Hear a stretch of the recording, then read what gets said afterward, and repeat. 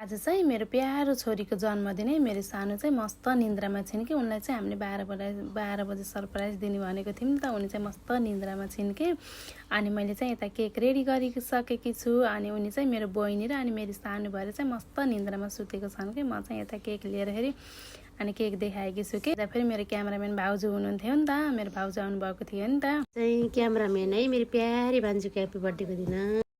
सानो चाहिँ मस्त निन्द्रामा छिन् कि अनि छोरीको जन्मदिन भनेपछि फेरि कस्तो खुसी लाग्दो रहेछ कि। अनि एउटा आमालाई चाहिँ आफ्नो छोरी जन्मेको दिन चाहिँ कस्तो खुसी लाग्दो रहेछ कि, कस्तो कस्तो लाग्दो रहेछ। अनि मैले चाहिँ मेरो सानोलाई यता फकाएकी छु मेरी सानोलाई चाहिँ। अनि मेरी सानो चाहिँ फर्की सुत्छिन् कि उनी फेरि।